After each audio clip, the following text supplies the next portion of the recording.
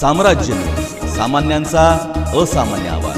एकनाथ शिंदे साहेबांच्या नेतृत्वाखाली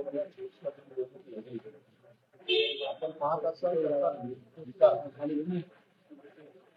जेवढ्या जागा लढवल्या त्यापैकी आम्ही 80 60 जागा दिल्या. स्ट्राईक रेट वाढला, लोकांमध्ये एक वेगळा आत्मविश्वास हा एकनाथ शिंदे साहेबांचा. या सरकारमध्ये सुद्धा उपमुख्यमंत्री असताना एकनाथ शिंदे साहेब ज्या ठिकाणी जातात मामा तुमच्या कॅमेऱ्यात येते का मोबाईल दुबळे जरा मागे दुबळे जरा मागे.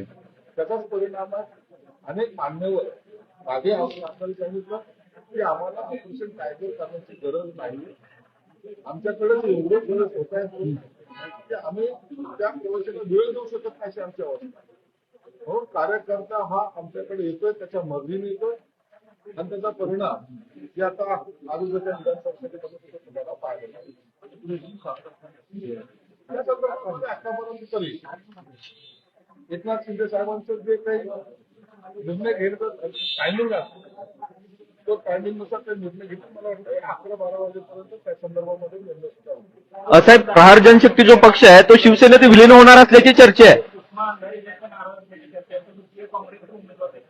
महाविकास आघाडी काहीच आहे त्यांच्यामध्ये कधी एक वाक्य तर नव्हतीच. आता कुणाला उमेदवार दिले कोण नाराज आहे यापेक्षा आता तो पक्ष कुठे आता एक तो शोधावा लागला. काँग्रेसने पहिल्यापासून त्यांची भूमिका ही स्पष्टपणे मांडली होती. त्यांनी जेवढं कॉम्प्रोमाइज यासाठी केलं की त्यांना राज्यसभेच्या वेळेला सुद्धा त्यांनी कॉम्प्रोमाइज केलं. शरद पवार साहेब आहेत म्हणून त्यांनी कॉम्प्रोमाइज केलं. आताही त्यांनी विधान परिषदेला जर उद्धव ठाकरे असतील तर कॉम्प्रोमाइज करून त्यांनी स्टेटमेंट दिलं, परंतु त्यांना उमेदवार डिक्लेअर होईपर्यंत कोणत्याही प्रकारची सूचना सुद्धा देण्यात आली. काँग्रेसला काउंट करणं किंवा काँग्रेसचा अपमान करणं हे उभाटाने केलेलं. मला काँग्रेस हा अशी ती पार्टी आहे पण ते काही सगळं गेलं तरी चालेल, परंतु आम्ही आमचा हक्क सोडणार नाही या भूमिकेत कदाचित ते असतील.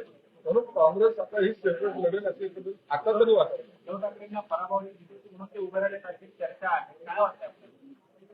त्यांना याची सर्व प्रकारची जाणीव असते, त्यांना सर्व माहिती असते की उभाटाला संपवण्यासाठी त्यांच्या आतमध्ये त्यांचे पक्षाचेच लोक तयार आहेत.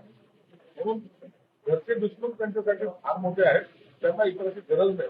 म्हणून मला वाटतं सेफ साईड म्हणून ते आज निवडणुकीतून बाहेर पडले. साहेब, काल सुषमा अंधारेंनी एक स्टेटस ठेवलेलं की उद्धव ठाकरेंच्या सोबत भेट घेतलेल्याचं आणि त्याच्या खाली एक लिहिलं होतं की 100 आमदारकी खासदारकी या व्यक्ती पुढे कुर्बान.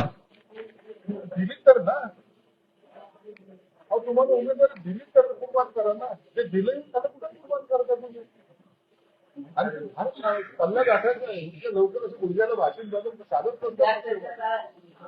आम्ही 42 वर्षापासून काम करतोय. एक-दोन दिवसाचा प्रवास नाही आणि त्याच्यासाठी एकनाथ शिंदे असावं लागतं. ते आमच्या बहीण बघा वाघमारा ताईला तुमच्या स्वप्नात एका मिनिटात उमेदवारी दिली राज्यसभेत पाठवतो. याला मनाचा मोठे म्हणतात. म्हणून त्यांना शुभेच्छा.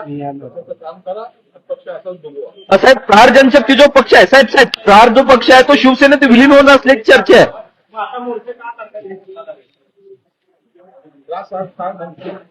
काँग्रेसची काय पॉलिसी आहे, भाजपने आता विधेयक काय आणलं या बाबतीमध्ये सर्व चर्चा होत आहेत आणि त्यासाठी देवेंद्र फडणवीस साहेबांनी सुद्धा सांगितलं कुणाला जर चर्चा करायची असेल तर ओपन आपण समोरावर करू आणि ते आव्हान प्रति आव्हान एक प्रकार घेऊन सुरू आहे. म्हणून याच्यावर आता भाष्य करणं योग्य. साहेब, प्रहार जनशक्ती जो पक्ष आहे तो आपल्या पक्षात विलीन करण्याची चर्चा चालू आहे.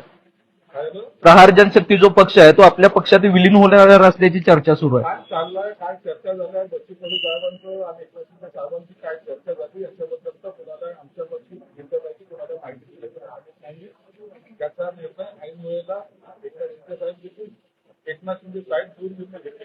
मला तो पक्षाचा हिस्सा असेल.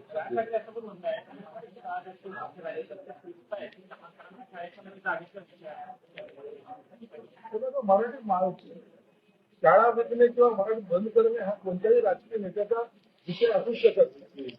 मराठी ही टिकली पाहिजे, मराठी ही कायम असली पाहिजे. मराठीचं वर्चस्व त्या मुंबईतच नाही तर महाराष्ट्रात असलं पाहिजे आणि त्या स्वाभिमानाला कोणी ठेच पोहोचवता कामा नये ही सर्वांचीच भूमिका आहे. एका पक्षालाच फक्त ते कोळका आहे आणि आम्ही फक्त हिंदी भाषिक आहोत असं समजण्याचं काही कारण नाही. मराठीसाठी वाटून पण लढा द्यायला आम्ही सुद्धा तयार आहोत. भूखंडावरना महायुतीमध्ये जे आहे भाजप आणि शिवसेनेमध्ये त्यांनी निर्माण करण्याचा प्रयत्न होतात अशा निवडणुकीमध्ये सगळ्या गड्या पडतं वेगळं पडतं. तुम्ही पाहिला तर नगरपालिकेला कसं झालं, महानगरपालिकेला झालं, जिल्हा परिषदेला झालं. म्हणून कार्यकर्त्याच्या आग्रहासाठी काही वेळेला कॉम्प्रोमाइज न करता हे लढा करावा. नागपूर संघ कार्यालयाला रेडिएशनची धमकी देण्यात आलेली आहे. पत्र मिळालं. नागपूर कार्यालयाच्या सर्व सुरक्षेचा एक केंद्र पाहतोय, राज्यही पाहतोय, म्हणून त्याला धोका असेल काही कारण नाही.